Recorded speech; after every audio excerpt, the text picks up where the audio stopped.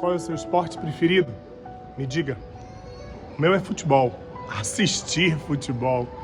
Mas eu acho que, como todo jovem, na minha época, eu imaginava que ia ser um grande atleta de alguma atividade esportiva. Na escola que eu estudava não tinha quadra direito, nem piscina. E aí a gente tinha um convênio, a nossa escola, com um clube próximo. E eu pensei, vou ser um saltador, daqueles saltadores olímpicos. Só que o trampolim era tão alto, que as minhas primeiras aulas foram um desastre. Eu chegava na beira do trampolim, olhava para baixo. Você já passou por isso, né? Vou, não vou, vou, não vou. Não ia. E fiquei assim durante uma semana. Olhava para baixo, perdia a coragem, voltava. Até que um dia eu disse, é hoje. Subi no trampolim, olhei para baixo e desisti em cima da hora. Voltei arrasado para casa. No dia seguinte, eu nem pensei. Saí correndo, pulei, me espatifei lá na água, foi um horror.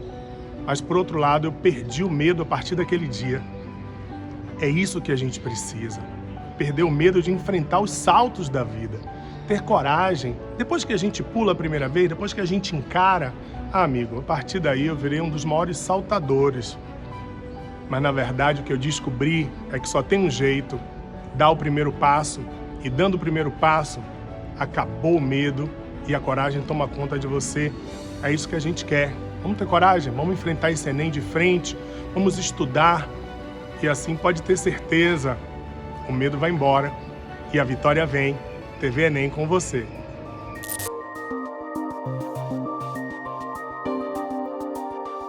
E aí galera, tudo bem? Eu sou o Mário Rolê, professor de Física. Estamos aqui hoje para trabalhar um pouquinho com os gráficos do MRU e MRUV. Primeiro, bora lá caracterizar cada um, hein galera? O que é MRU? É um movimento retilíneo uniforme. Gente, é aquele movimento onde a velocidade é constante e a aceleração vale quanto? Zero. Lembra aí comigo, vá. O que é aceleração? É o agente físico responsável pela mudança da velocidade. Galera, se a velocidade é constante, tem aceleração? Não, a aceleração vale zero, beleza? Esse assunto, o MRU, ele é alicerçado só em uma equação. É S igual a SO mais VT. O que é que vocês têm que gravar? O que é que você tem que saber? Você tem que saber, gente, que esse movimento é um gráfico do primeiro grau, não é? Ó, é um gráfico do primeiro grau, é uma função do primeiro grau. Então, como é que seria esse gráfico? Seria o seguinte, ó, S e o tempo. Como é uma função do primeiro grau, ele é uma reta. Ele pode ser subindo, ou ele pode ser o que, gente? Descendo. Olha que característica interessante. Que é esse ponto aqui, pessoal? Quando intercepta o gráfico, né? No Y, que está fazendo o papel desse S, que é o espaço final, né? Ele é o SO, não é? Esse ponto aqui é o SO e aqui é o SO. Por característica, quando o gráfico do primeiro grau ele sobe ou quando ele desce, quem manda é, nesse caso, né, gente, é o coeficiente angular. Quem está fazendo o papel do coeficiente angular é a velocidade. Então, se a velocidade for positiva, o gráfico sobe. Se a velocidade for negativa, o gráfico desce. Quando a velocidade é positiva, o movimento é progressivo. E quando é negativo, o movimento ele é retrógrado. Gente, queria convidar vocês a pegar todas as provas do Enem, todas as provas antigas do Enem. E observe se sempre não tem uma questão de física que é só gráfico. Ou seja, você tem que saber caracterizar o gráfico, beleza? Então bora lá? Gente, se a velocidade é constante, o gráfico ele é o que, gente? Uma reta, não é? Essa reta pode estar subindo, pode estar o quê, galera? Descendo. Ora, como a velocidade é constante, ela pode ser tanto positiva, ou ela pode ser tanto que, gente, negativa. Mas esse gráfico sempre vai ser uma reta horizontal. Por quê? Porque não importa o quanto o tempo passe, A velocidade sempre vai ser constante. Agora a aceleração vale quanto, gente? 0. Então a aceleração está em cima do eixo, beleza? Porque a aceleração é nula. Agora que coisa interessante. No movimento retilíneo uniformemente variado, aí a coisa muda de figura. Por quê? No movimento retilíneo uniforme, o MU, o gráfico ele se alicerça só em apenas uma, equação. O daqui não. O daqui são 3 equações, né? Equação horária do espaço, equação horária da velocidade e a equação de Torricelli, que não é muito usual. Já caiu uma vez no Enem, então nunca mais vai cair. Você tem que ter objetividade, gente, na hora de estudar. Tem que ter a manha. Vem aqui comigo, ó, repare. Turma, no movimento retilíneo uniformemente variado, a velocidade ela é variável. Consequentemente, a aceleração ela é diferente de 0. E aí, galera, fala a verdade. Bora entender agora? Gente, observe essa função e observe essa função. Observe a de cá e a de cá. Vá. A daqui é uma função do primeiro grau, porque não tem nada ao quadrado. A daqui é uma função do segundo grau, porque o tempo está ao quadrado. Turma, quando a função é do primeiro grau, o gráfico é uma parábola. A parábola pode ser para cima ou a parábola pode ser para baixo. Professor, o que é que caracteriza essa parábola? Ô galera, vem aqui comigo. Quando você sorri, você não faz uma curva assim? Então, quando a aceleração é positiva, a alegria é positiva, você sorri. Quando a alegria é negativa, que no caso é a aceleração, o gráfico, né, gente, tem uma parábola voltada para baixo. Outra coisa interessante, esse ponto mínimo ou esse ponto máximo, a velocidade vale 0. A velocidade vale 0. Isso também é muito importante você saber, beleza, gente? Então, o que é que você tem? Quando o gráfico é voltado para cima, a aceleração é positiva. Quando o gráfico é voltado para baixo, a aceleração é negativa. O que é que a aceleração faz? Faz a velocidade aumentar ou faz a velocidade diminuir. Bora lá? Se a aceleração é positiva, significa que a velocidade está aumentando. Então, se nesse ponto a velocidade é positiva, significa que desse lado é 0, né? E está aumentando a velocidade, então significa que nesse lado a velocidade é positiva e nesse lado a velocidade é negativa.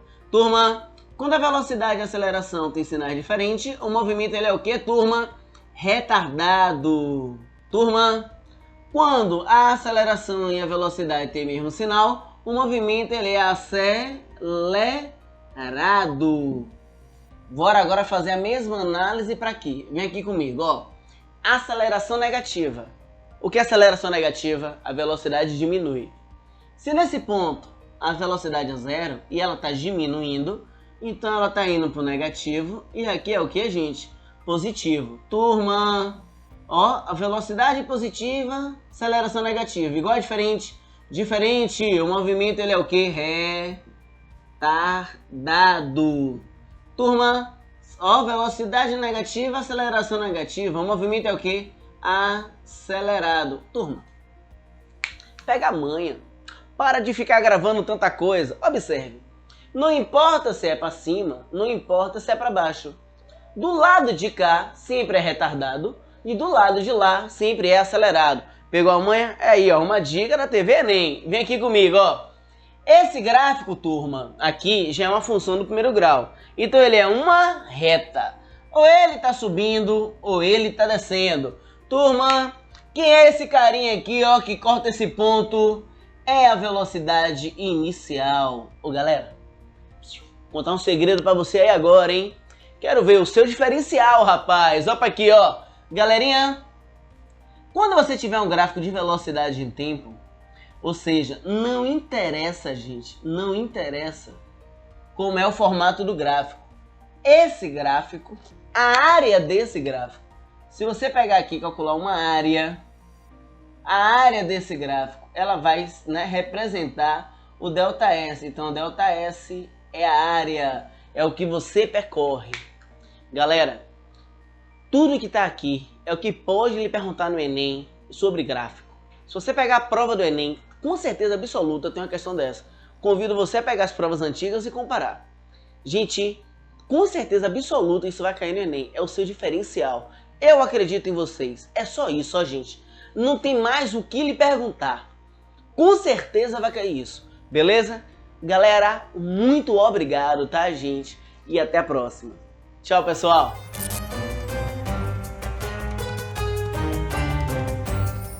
Queridos, tudo bem?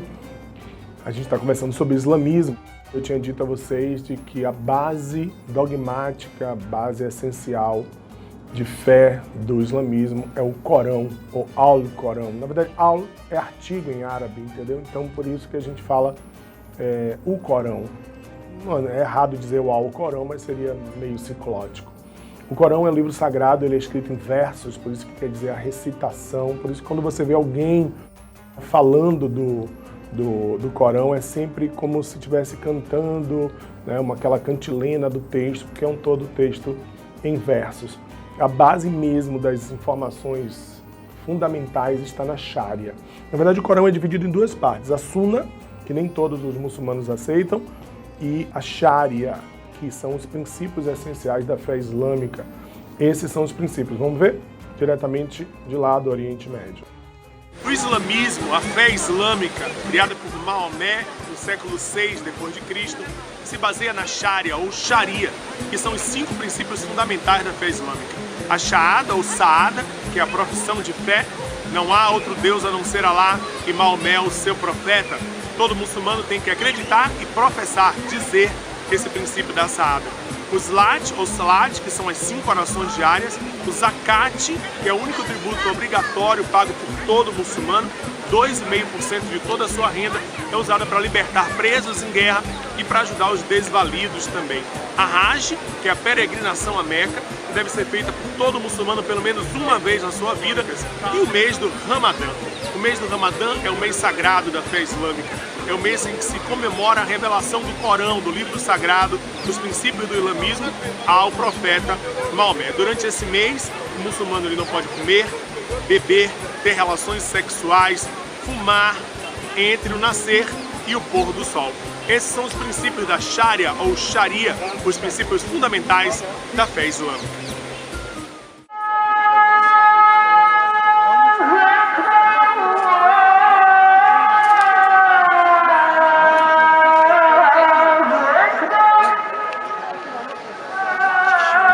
Então, vamos revisar quais são os princípios básicos do islamismo, da Sharia. Primeiro de todos é a Saada, o Shahada, que é a profissão de fé. Não há outro Deus a não ser Alá, e Maomé é o seu profeta. Ele nunca pode, ele tem que acreditar, mas tem que dizer. Daí vem a palavra professar, professor. Ele tem que dizer que acredita nisso. O outro é os Zlat, os Salats, que são as 5 orações diárias, antes do nascer do sol, depois do nascer do sol, ao meio-dia, ao meio da tarde e ao pôr do sol. Todo muçulmano acorda antes do nascer do sol. Nem todos, né? Quer dizer, alguns acordam, mas não estão muito felizes, como esse jovenzinho aí. Mas vocês sabem que é uma oração comunitária e masculina. As mulheres não são obrigadas a todos os horários. O Zakat, que é o único tributo obrigatório, todo muçulmano tem que pagar, em torno de 2,5% da sua renda. Serve para libertar presos em guerra, serve para ajudar os desvalidos, a manter a mesquita da Medina também. Nós temos o mês do Ramadã, que é o mês sagrado, onde se comemora a revelação do Corão a Maomé. Durante esse mês, é um mês lunar, mas durante esse mês o muçulmano ele não pode comer, não pode beber, não pode fumar e não pode ter relações sexuais do nascer até o pôr do sol. Eu acho que o cara não ter relações sexuais, não fazer ousadia, o cara segura a onda dele, o cara não beber, eu acho que até o cara aguenta, o cara não fumar, eu até entendo. O cara não comer do nascer até o pôr do sol, cara, eu acho difícil, viu? A gente acorda de manhã, se não comer 10 horas já tá louco, meio-dia tá zoró. O muçulmano, eu acho que ele batia um rango monstro, assim, sei lá, uma feijoada, um mocotó, uma coisa assim, antes do nascer do sol, para poder aguentar o dia inteiro. Durante esse mês do Ramadã, é o mês preferido deles para fazer a Hajj, que é a peregrinação a Meca.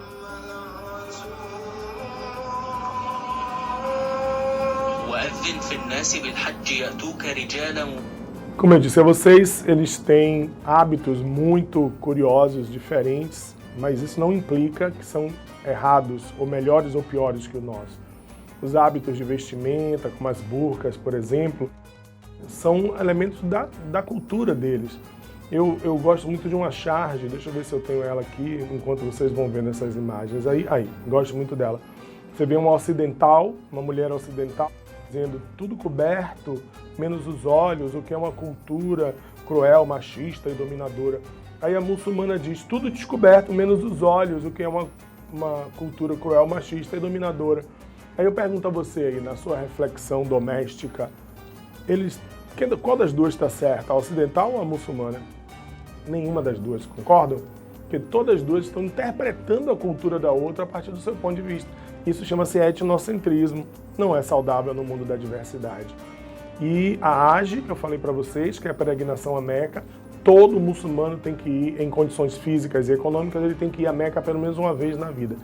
Se ele não for, ele pode mandar alguém. Geralmente alguém numa comunidade muito pobre é preparado para conhecer, para visitar Meca a partir daquela comunidade. Então ele passa a ser um líder religioso representando todos. E o mais polêmico, né, que é a jihad, ou a Guerra Santa, que é a ideia de que se eu luto em nome de Maomé, eu serei recebido no reino dos céus. Os fundamentalistas interpretam a Guerra Santa através de uma visão bem, como é que eu diria, ortodoxa. E daí nascem movimentos como a Al-Qaeda, Jihad Islâmico, o ISIS, né, que é o Estado Islâmico, eu já falei, né? Movimentos como o Hezbollah e etc., que são movimentos que usam da violência em nome da fé. É o terrorismo, né? A violência sem rosto, fanatizada, que tem atingido o mundo tão fortemente ultimamente, tá? Foi essa, pessoal, o jihad, a ideia de que estavam fazendo uma grande coisa em nome de Alá, que fez com que o islamismo se expandisse rapidamente pelo Oriente Médio, tomando uma boa parte do que a gente chama de Oriente Médio hoje. Depois se expandiu também rapidamente, tomou o norte da África.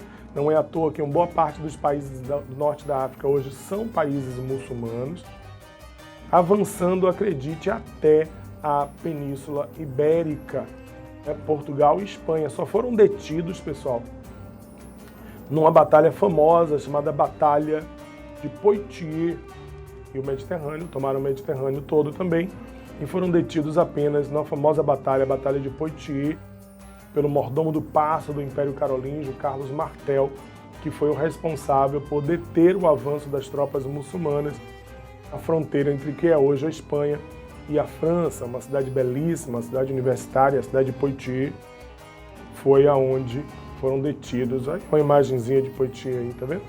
Uma cidade bonita, medieval, e o Carlos Martel virou santo da Igreja Católica. São Carlos, o homem que deteve o avanço.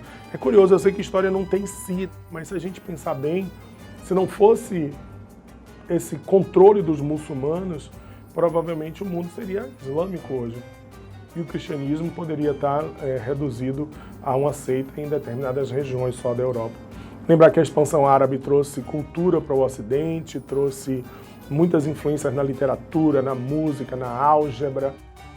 Foi fundamental nas navegações também, mas o mais importante é a gente lembrar que a expansão muçulmana fechou o Mediterrâneo e acelerou as práticas feudais na Europa Ocidental.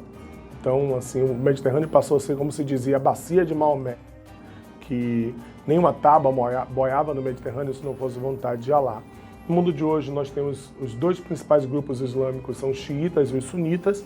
Os xiitas são mais ortodoxos, levam a Sharia mais ao pé da letra, os sunitas são mais moderados, mas os xiitas também acham que o líder político tem que também ser líder religioso, enquanto que os sunitas acham que o líder político pode ser um civil. A maior nação xiita do mundo é o Irã, nós sabemos, e o maior país muçulmano do mundo é a Indonésia, onde existem mais de 200 milhões de muçulmanos, seguidores da fé islâmica. E esse quadro é muito bacana, pessoal. Ele mostra as variações da fé islâmica em suas várias vertentes, né? E suas várias denominações. Tá bom? Um grande abraço para vocês, paz, luz, e vamos em frente.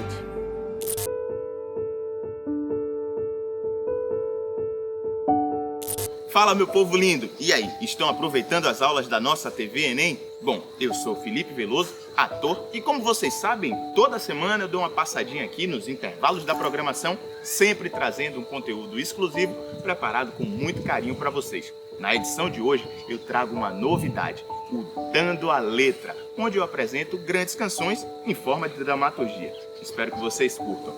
Um beijo grande, boas aulas e até a próxima. Dando a Letra, porque toda boa música tem sempre uma grande história. Eu sei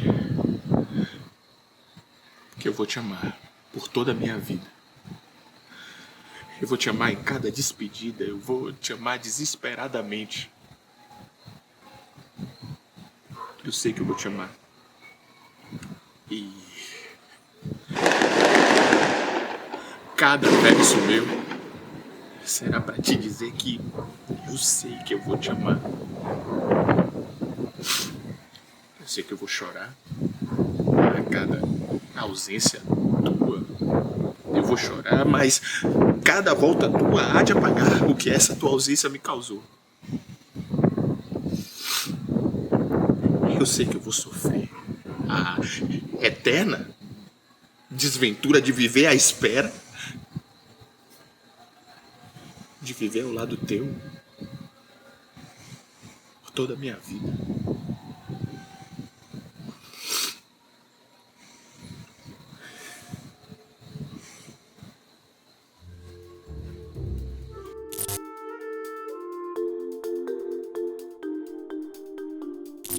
Olá, meu nome é Victor Amaio e eu vou dar uma aula de matemática com o assunto de potência para vocês. Sejam todos muito bem-vindos à TV Enem.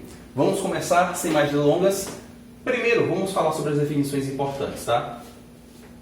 Isso daqui nós chamamos de base. O número que está embaixo, nós sempre vamos chamar de base. O número que está em cima, nós chamamos de expoente, ok? Então, se eu tenho um número qualquer elevado a um expoente, eu quero dizer que eu vou multiplicar esse número por ele mesmo N vezes, ou seja, a quantidade que eu tiver aqui no meu expoente.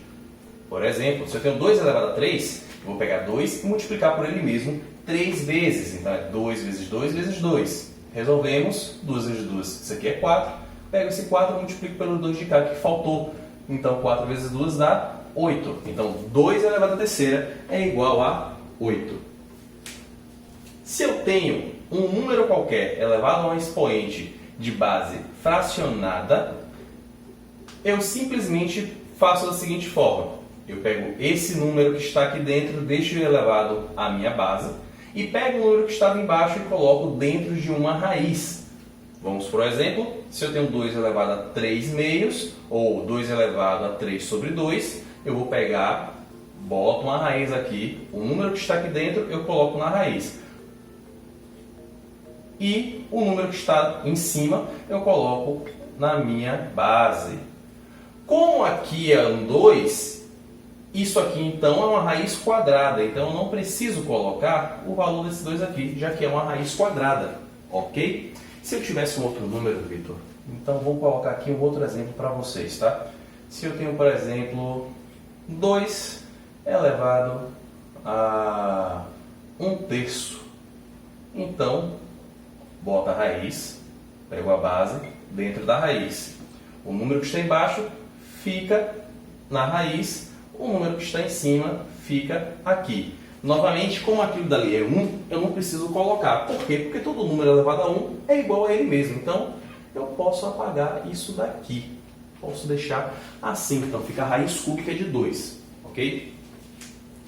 Outra definição importante é que qualquer número elevado a 0 é sempre igual a 1. Então, por exemplo, eu tenho aqui raiz de 3 elevado a 0. Isso aqui dá 1. Ok? Não precisa nenhum mistério, não tem que fazer conta nenhuma, é só colocar que é 1 mesmo. Agora eu tenho 1000 elevado a 0. Isso aqui também vai ser igual a 1. Só temos um único detalhe. Existe uma indeterminação que é o 0 elevado a 0. 0 elevado a 0 é uma indeterminação, então não tem resposta para isso, ok? Vamos continuar agora com a base elevada a um expoente negativo. Todas as vezes que eu tiver uma base elevada a um expoente negativo, eu inverto e troco o sinal do expoente. Aí você deve estar me perguntando, tá, esse 1 que está aqui, ele veio de onde? Simples. Como eu não tenho nada aqui para poder inverter, eu posso colocar um 1 aqui embaixo. Por quê? Porque qualquer coisa dividida por 1 é 1. Me perdoe. Qualquer coisa dividida por 1 é ele mesmo, ok? Então, vamos lá. Se eu tenho aqui 2 elevado a menos 1, novamente eu falei que era para você considerar que tivesse 1 aqui embaixo, né? Então vai ficar 1 sobre 2.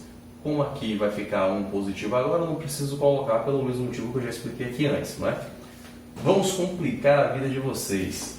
Se eu tenho aqui agora, ó, 2 terços elevado a menos 2. Primeiro eu inverto, então vai ficar 3 sobre 2 elevado ao quadrado, a 2 positivo. E aí eu resolvo. 3 ao quadrado, 9, 2 ao quadrado, 4. Sim, como eles estão dentro do parênteses, esse 2 ele pertence tanto ao 3 quanto ao 2. Ok? Nesse caso daqui, já é diferente. Por que, Vitor, é diferente? Porque, como eles estão fora do parênteses, esse menos 1 aqui é expoente apenas do 2. Então, para resolvê-lo, eu vou colocar da seguinte forma. Lembre-se, é como se tivesse um 1 aqui embaixo do 2. Mesmo nessa situação, Vitor, sim, você pode colocar esse 1 embaixo do 2 também. Então, vai ficar 1 sobre 2 elevado a 1 positivo, não é isso? Vou botar aqui entre parênteses agora ele. 1 positivo sobre 3. E aí, como é que a gente resolve isso? Novamente, eu coloco o meu 1 aqui embaixo. E aí, eu faço por meio de divisão de frações. 1 sobre 2, conserva a de cima, multiplica pelo inverso da de baixo. Então, isso aqui vai ficar 1 sobre 6. Ok?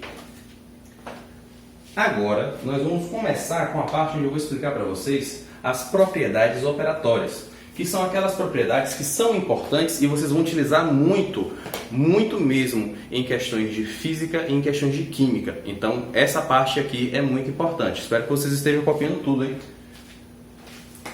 Primeira propriedade operatória, nós temos A elevado a N dividido por A elevado a P.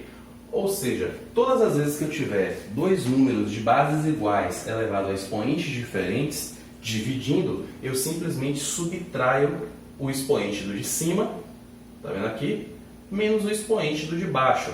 Então, por exemplo, se eu tenho 2 elevado a 3 dividido por 2, não tem nada aqui, então isso quer dizer que isso aqui é 1, né? Por 2 elevado a 1, então eu tenho 2 elevado a 3 menos 1, que isso aqui vai ficar 2 ao quadrado, ok? Que 2 ao quadrado dá 4.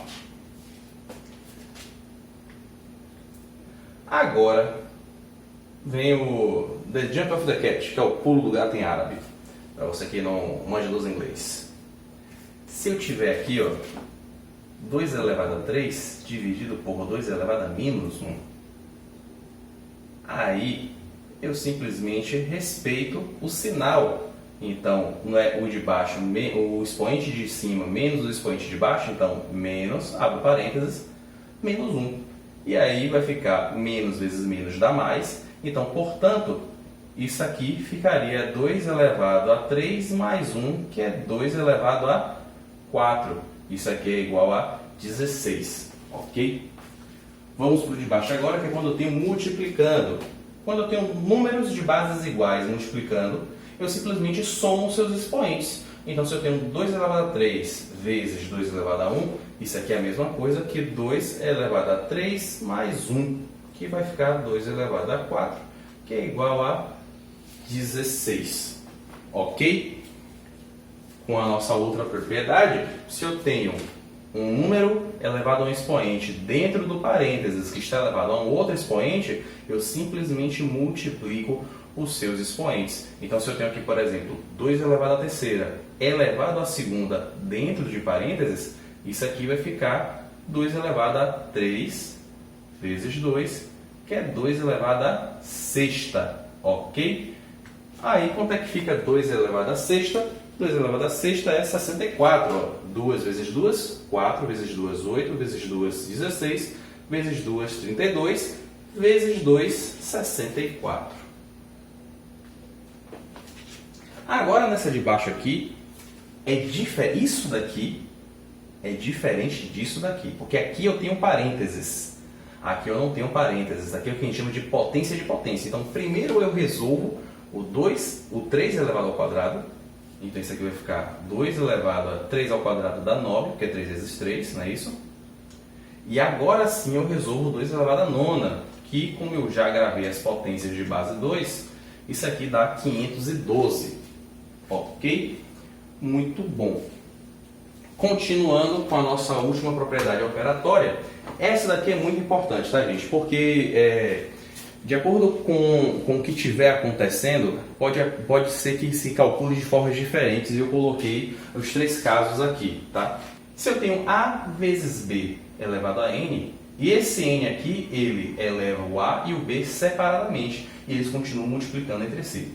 Por exemplo, se eu tenho 2x elevado ao quadrado, eu tenho 2 ao quadrado vezes x ao quadrado, que aqui vai ficar 4x ao quadrado, ok?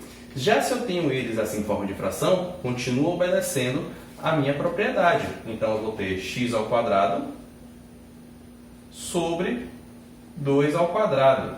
Opa, vou ter um 4 aqui, desculpa. Sobre 2 ao quadrado. Vai ficar x ao quadrado sobre 4, ok? Já nesse último caso aqui, isso daqui a gente teria que fazer o que eu chamo de distributiva, porque eu tenho 2 mais o x, não é 2 vezes o x. Então, eu fazendo a minha distributiva, que nós chamamos de produto notável também, né? Eu vou fazer um apêndice depois para vocês verem, tá? Isso aqui ficaria quadrado do primeiro, que vai ficar 4, mais 2 vezes o primeiro vezes o segundo, que vai ficar 4x, mais quadrado do segundo, que vai ficar x ao quadrado. Não precisa se assustar não, que eu vou fazer uma aula sobre isso para vocês também e vou colocar aqui no quadro, tá certo? Bom, essa foi a nossa aula sobre potências. Espero que vocês tenham gostado e muito obrigado pela atenção de vocês. Um abraço.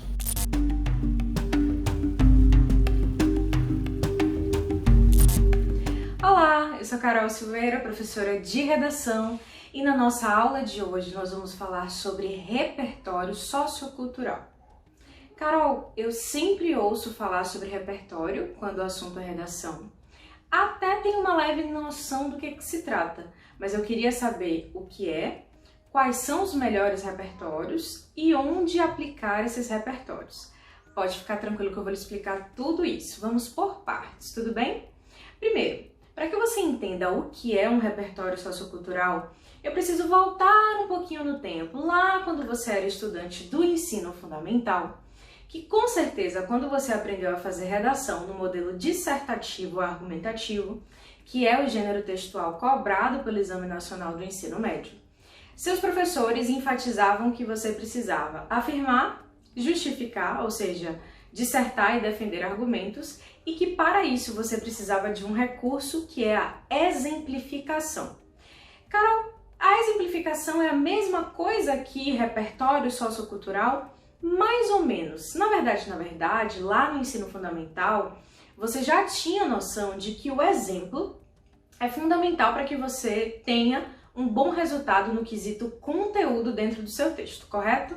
Então vamos supor que o seu tema a tratar seja a respeito de distúrbios ou transtornos alimentares. Então você chegava na introdução e falava transtornos alimentares e nos desenvolvimentos você especificava vigorexia, anorexia, bulimia, tudo bem? Se o seu tema envolvia questões relacionadas a transtornos psicológicos, você fazia a mesma coisa na introdução e no desenvolvimento você especificava ansiedade, depressão e por aí vai. Ou seja, você exemplificava de modo a especificar os elementos desse tema que você desenvolvia, tudo bem? Isso é um ótimo recurso, é um caminho, é assim, digamos, um meio caminho andado. O que acontece, na verdade, quando a gente fala de repertório sociocultural, é que esse exemplo passou agora a ser exigido com uma maior elaboração, ou seja, com um nível maior de complexidade. O que seria esse nível de complexidade? Repertório sociocultural, olha o nome, sociocultural, envolve sociedade e cultura. Cultura nada mais é do que conjunto de hábitos, né? Conjunto de práticas sociais de determinado grupo, em determinado espaço, em determinado contexto. Ou seja, tudo que um povo produz, tudo que uma sociedade produz a nível cultural é também repertório, né? Expressão, isso envolve arte, isso envolve todos os gêneros textuais híbridos, né? Que são aqueles que envolvem linguagem verbal e não verbal. Então, tudo que uma sociedade produz pode ser considerado cultura daquela sociedade. Trazendo para o foco de redação, para você entender a relação do exemplo que você aprendeu lá no ensino fundamental para o que você vai precisar para a redação do ensino médio, né, a redação do Enem especificamente, é o seguinte: esse exemplo não é mais suficiente para poder convencer o seu leitor daquilo que você está falando. Em outras palavras, você precisa então de repertório sociocultural. Repertório sociocultural é complexidade no exemplo que você aborda. Então, além de dizer os transtornos alimentares, além de dizer os transtornos psicológicos, eu preciso trazer um filme que aborde esse assunto. Por exemplo, o filme O Mínimo para Viver, que está disponível nas plataformas digitais. O Mínimo para Viver é um filme que aborda as questões relacionadas a transtornos alimentares, a história de uma menina que sofria com isso. Então isso pode ser um repertório ilustrativo a respeito do tema que você está trabalhando. Se você quer tratar sobre transtornos psicológicos, você pode citar um filme famosíssimo, uma produção maravilhosa de 2019, que foi o filme Coringa, que abordava a questão também de transtornos psicológicos. Ou seja, o exemplo continua sendo importante, o exemplo continua sendo válido, mas você precisa aprofundar o seu texto de modo que você insira repertório sociocultural. Então vamos agora direto ao ponto. Carol, o que é repertório sociocultural? Repertório sociocultural é quase tudo.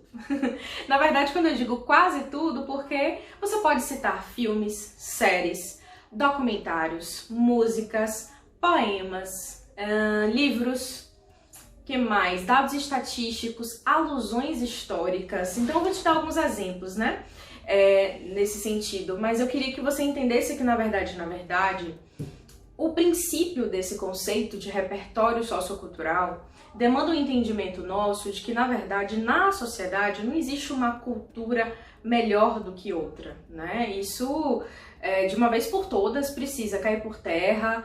A gente precisa desconstruir o nosso pensamento a respeito disso, de achar, por exemplo, que citar um filósofo, embora é extremamente importante, fundamental que você entenda de filosofia, né? A redação é uma disciplina completamente múltipla, né? Que engloba tudo, então seu conhecimento geográfico, histórico, literário, tudo é importante, mas você não pode achar que citar um filósofo é melhor do que citar um filme. Na verdade, esses repertórios precisam ser complementares, então não é uma questão de hierarquia. Eu não vou dizer nunca assim pra você, olha, cite só filósofos, não. Porque aí você vai fazer um texto simplesmente filosófico. O interessante do repertório e da maneira que você deve aplicar ele em redação é você conseguir relacionar uma filosofia com um dado estatístico. É você conseguir relacionar uma alusão histórica com uma série que você assistiu. É você conseguir relacionar uma temática como publicidade infantil, que já caiu no Enem, com Peppa Pig. Um aluno tirou nota 1000 citando Peppa Pig. É você conseguir relacionar um tema de manipulação de comportamento do usuário pelo controle de dados na internet, que foi o tema de 2018, com a série Black Mirror, muito famosa nas plataformas digitais. Então, assim, vocês, na verdade, precisam relacionar elementos, tá? Então, por isso que a expressão é repertório. Não ache que decorar vários dados estatísticos vai salvar seu texto, ou trazer 3, 4, 5 filósofos vai salvar o seu texto. Então, filosofia é importante, séries são importantes, filmes são importantes, por isso que você tem que investir em repertório sociocultural. Como é que eu invisto, Carol? Se informando, assistindo elementos, né, de produção audiovisual.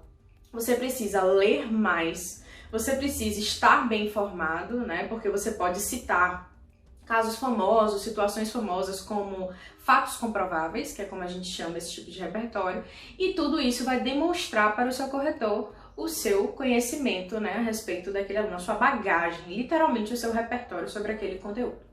De maneira mais técnica, o repertório sociocultural é avaliado na sua redação através da competência de número 2, que assim como as outras, né? Lembrando que a sua redação é corrigida a partir de 5 competências, cada uma vale 200 pontos, tá?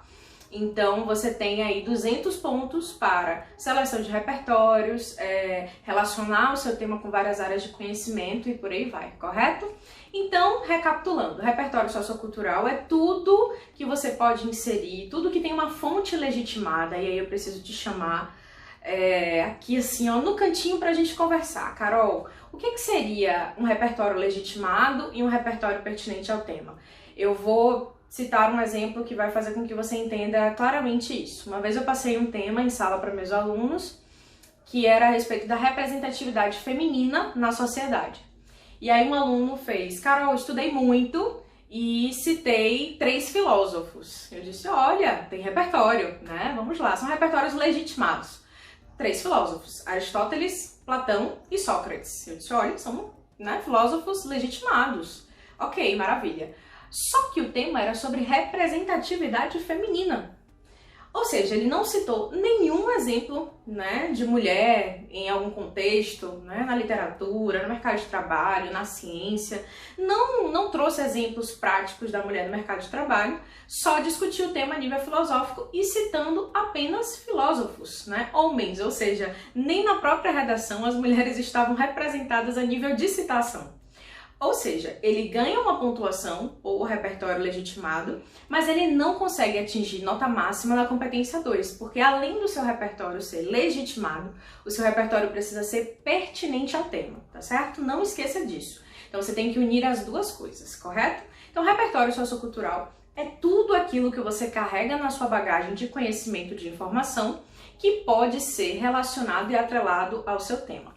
Dicas importantes: se você quiser citar um poema ou uma música, tome cuidado para não fazer uma citação direta, que você utiliza aspas e reproduz exatamente o que aquela música ou o que aquele poema diz, porque você pode correr o risco de utilizar uma linguagem que não é a linguagem, né, adequada para a redação, não é de acordo com a norma padrão, porque as músicas e os poemas têm licença poética, né? Então eles são produções livres na sua construção e tem essa licença de errar, né, a gramática.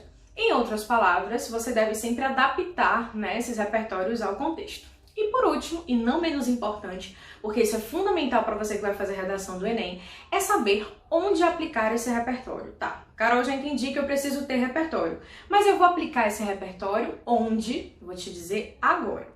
Repertório obrigatoriamente precisa estar em cada um dos seus parágrafos de desenvolvimento. Então, no desenvolvimento 1 tem que ter repertório sociocultural. No desenvolvimento 2 também tem que ter repertório sociocultural, pelo menos um por parágrafo de desenvolvimento. Se você conseguir complementar 2, melhor ainda, porque isso agrega conhecimento para o seu texto. E uma dica especial, que essa daí realmente você precisa guardar no coração, é que você vai conquistar o seu corretor se você, além dos desenvolvimentos, né, além de explorar esses repertórios nos desenvolvimentos, trouxer um repertório para a introdução. Esse repertório que deve estar apenas no primeiro período da sua introdução. É o que a gente chama de repertório ilustrativo, tá certo? Então esse repertório ilustrativo não precisa ser retomado em nenhum momento do seu texto. Você vai começar a sua introdução dividindo sempre essa introdução em 3 períodos, tá certo? Período significa ponto, então você vai fragmentar essa sua introdução em 3 períodos utilizando 3 pontos. E no primeiro período você aplica um repertório ilustrativo. Pode ser uma alusão histórica, um filme, uma série, uma frase, você escolhe. Agora, depois que você trouxer esse repertório, né, e lembrando, tem que ser legitimado, tem que ser pertinente ao tema, você apresenta os seus argumentos do D1, os argumentos do D2, aqueles argumentos que você vai desenvolver depois, e evidencia a sua tese. O que é evidenciar tese? Que aquele tema é um problema que você vai mostrar, aprofundar, ampliar nos desenvolvimentos e depois, nós trataremos em outra aula, você vai fazer uma proposta de intervenção na conclusão. Olha, não precisa colocar repertório sociocultural na conclusão. Conclusão é só proposta de intervenção, tá certo? Eu espero ter te ajudado e até a próxima aula.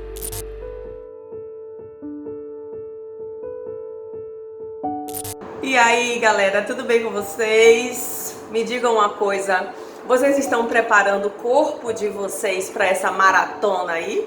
Pois é, eu sou Manuela Carvalho, eu tô aqui para dar uma dica para você preparar o corpo para essa demanda de estudo, de horas sentado, da quantidade de horas e de tempo que você vai ficar fazendo a prova. Pois é, porque não adianta a gente preparar a mente, se encher de conteúdo, estudar, buscar conhecimento, se a gente não preparar o corpo também. Corpo e mente tem que andar assim, ó, casadinho. Porque se a gente tem uma extensa demanda, né, mental, o corpo ele pode desenvolver tensões musculares, responder com má qualidade de sono, má digestão, má qualidade de respiração. E aí pode acarretar em quê? A não absorção de conteúdo, né? Vocês não vão conseguir memorizar, vocês vão ficar cada vez mais cansados. Pois é. E aí, o que é que a gente pode fazer? Uma dica simples. Alongue-se. O alongamento, ele melhora tudo isso. Previne dores musculares, melhora sua postura na hora do estudo e na hora da prova e previne que você tenha dores depois, principalmente por conta dessa demanda. Qual a dica que eu posso dar para vocês? O alongamento ele tem que ter em média 30 segundos, sendo feito uma série de 2 a 3 vezes, tá? E não precisa de nada, só precisa do seu corpo. E pode ser feito antes e depois da quantidade de tempo que você vai ficar estudando. E principalmente antes e depois da prova. Você vai estar sentado aí, antes de vocês começarem a estudar. O ideal, ó, alongar toda a sua coluna e principalmente o membro superior, que é o que vocês vão estar mais usando, tá? Pega a mão, ó, coloca aqui na cabeça, joga para um lado. Não precisa forçar, tá? Só deixa o peso do braço. 30 segundos, o outro lado. Vai entrelaçar os dedos, botar na cabeça e deixar, ó, o braço solto. Alongamento de membro superior inteiro, tá? E ó, punhos. Depois o que é que vocês podem fazer? Se jogar pra frente pra sentir, ó, o alongamento todo da coluna. Ou então deitar no chão e abraçar as duas pernas. Sempre nessa regrinha dos 30 segundos. E eu aposto que vocês já vão sentir um alívio no primeiro dia. Imaginem fazendo todos os dias. Pois é, espero que minha dica tenha sido válida e que vocês comecem a praticar já. Tchau, tchau, galera!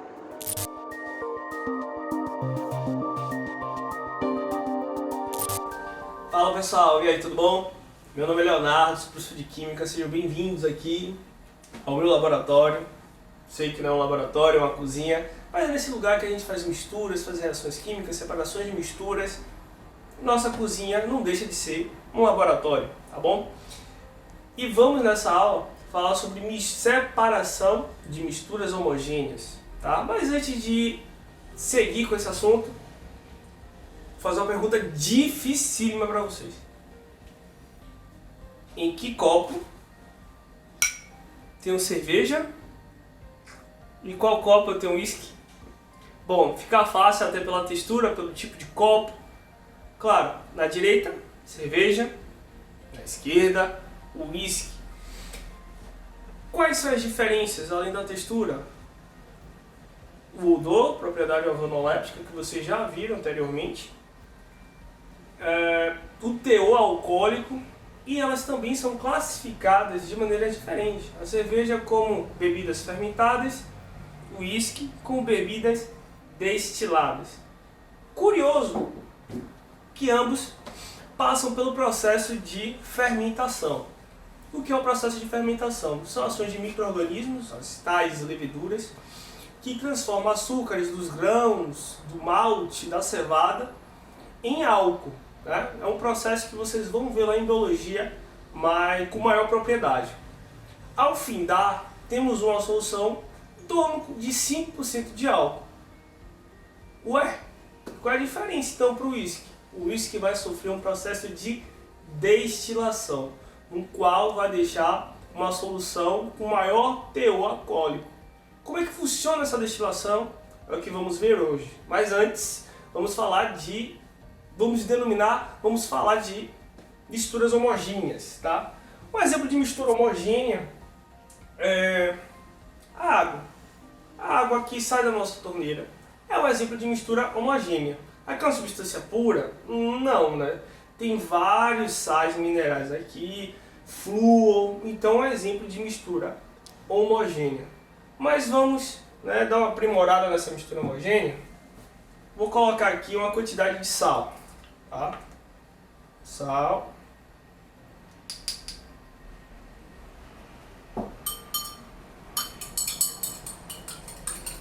Pronto. Temos uma mistura, considerando que a água da torneira veio pura, agora tem uma mistura aqui de água e sal. O sal que eu utilizei foi o cloreto de sódio, vulgo sal de cozinha. Tenho aqui uma mistura homogênea. O que é uma mistura homogênea? Na qual toda a matéria em sua extensão apresenta apenas um aspecto visual. Não dá para distinguir o que é o sal e o que é a água aqui. Não dá. Então tem uma mistura homogênea, tá bom? Cuidado, gente, com pegadinhas que podem cair no Enem, em outros concursos, do tipo: toda mistura de água e sal é uma mistura homogênea. Cuidado, isso aí é falso, porque se eu colocar mais sal aqui, o que vai acontecer? Vai deixar de ser uma mistura homogênea para ser uma mistura heterogênea. Vai ter um corpo de fundo aqui. Vai depender da quantidade, da natureza do sal e também da temperatura, beleza? Mas vamos voltar a misturas homogêneas, separação de misturas homogêneas. Se eu quiser separar a água do sal, né? Se eu quero obter o sal aqui, eu quero obter a água, os dois separados. Ora, se eu quisesse obter só o sal, colocaria aqui no recipiente, colocaria no forno. O que aconteceria com o tempo? A água evaporaria e eu obteria apenas o sal. O que está faltando aqui, hein, gente? Eu consegui separar a água, né? Obter a água. Separar até eu consigo, mas como é que eu faço para aproveitar a água? Preciso de um condensador, né? Nesse laboratório não tem um condensador. Eu preciso ter um condensador e um outro recipiente para obter a água. Qual é a função do condensador? Condensar. A água vai sair do estado gasoso com aquela energia cinética, né, própria do estado gasoso, né, ganha energia no estado líquido, vai para o estado gasoso, chega no condensador que está a uma temperatura menor, né. Os condensadores têm um compartimento onde passa água corrente, né, para deixar a temperatura menor, e por dentro vai essa água aí, um vapor d'água, vai condensando, as moléculas que estavam afastadas umas das outras vão agregando até formar umas gotículas e cair em outro recipiente. O que é importante nisso? Ter temperaturas de ebulição distintas. Professor, onde ocorre também esse processo de condensação? Ora, se fizer um macarrão, né, botou a panela, a água e o macarrão. Se você tira a tampa, você vai ver várias gotículas. Não é o caso aqui, essa panela está seca. Mas se você ver, na parte interior da tampa, você vai ver várias gotículas, né? Ou seja, o que aconteceu com aquela água? Condensou na tampa, na qual tinha a temperatura mais fria do que embaixo, onde está a chama do fogo. Outro exemplo é a chuva, né? Ela condensa e cai em forma de gotículas, tá bom? Perceba que na destilação é dispendioso a gasto de energia, não é? Vou gastar aqui, imagine, o quanto é que eu vou gastar de gás para que essa água saia e obtenha um sal, né? Nas misturas heterogêneas não há tanto gasto, porque nos processos de separação de misturas heterogêneas os métodos são mais mecânicos. Exemplo, né, peneiração. Colocar aqui a tapioca, quero fazer uma tapioca, um beiju, né, dependendo da região aí, tapioca, beiju. Coloca aqui o grão, quero obter grãos mais finos, eu peneiro a matéria que é mais espessa, né, maior, mais grossa, vai ficar retida e só vai cair as finas. E aí eu faço aquela tapioca show de bola, aquele beiju tranquilo, bem uniforme. Mas voltando para a mistura homogênea, eu apresentei um exemplo de destilação simples, né, uma matéria no estado sólido e a outra no estado líquido. Pode também fazer separações de misturas no estado líquido, contanto que a temperatura de ebulição seja distinta, né? Porque se for muito próximo às temperaturas de ebulição, vai ficar muito difícil a destilação, você conseguir separar, né? Outro exemplo de destilação é a destilação fracionada. Ocorre principalmente no petróleo. Petróleo é uma mistura? Sim, petróleo é uma mistura de vários hidrocarbonetos. Então, nas indústrias, os sistemas operacionais utilizam colunas enormes de aço, no qual vai separar cada constituinte de interesse daquele petróleo. Por exemplo, eu tenho um metano, contém apenas um carbono, composto orgânico leve, então ele vai ter uma temperatura de ebulição menor. Octano, constituinte aí principal constituinte da gasolina, ele é constituído de 8 carbonos, então vai ter uma temperatura de ebulição maior. O betume, utilizado para fabricação de asfalto, utilizado em asfalto, tem uma cadeia carbônica muito grande, ou seja, a temperatura de ebulição dele vai ser maior ainda. Então perceba, faça essa relação, esse cuidado, porque cai no Enem questões sobre petróleo, sobre cadeia orgânica e a temperatura de ebulição. Você associar a destilação fracionada com química orgânica, a temperatura de ebulição é interessante, tá bom? Geralmente eles vêm com aqueles esquemas, desenhos, fique ligado nisso. Principalmente se vier desenho gráfico. Gente, a questão para não perder, a informação tá lá. Então, destilação fracionada é uma mistura de vários componentes, tá bom? No qual, a depender da característica, da massa molar, eles vão sendo separados. Outro tipo de separação de misturas homogêneas é a solução gasosa, tá? Essa você pode ir sem medo. Toda mistura gasosa é uma mistura homogênea. Toda mistura gasosa é uma mistura homogênea. E como é que eu vou obter, por exemplo? Estou aqui e vou obter o nitrogênio. No gás, eu tenho duas condições. Ou posso resfriar, ou posso exercer uma pressão, claro. Eu tenho que ter um equipamento, um sistema operacional para isso, no qual eu consiga separar. Neste caso, é condensação fracionada. Na destilação a gente não aqueceu, na condensação fracionada a gente vai esfriar.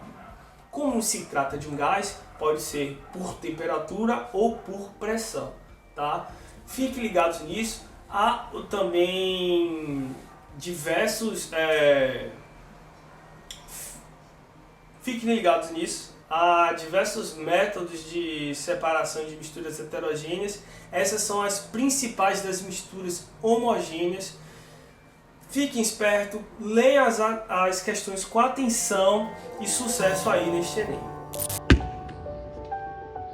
Amiga, amigo, vamos fazer esse gol? Vamos encarar, tomar coragem, pular desse trampolim? Conto com você e com nossos professores também. Lembre-se, nós estamos na plataforma tvenem.com.br. Lá você tem todas as aulas que já foram ao ar na TV e você pode acessar na nossa plataforma. Pode acessar também nos canais da internet, nas grandes plataformas de vídeo e na TV aberta e na TV a cabo.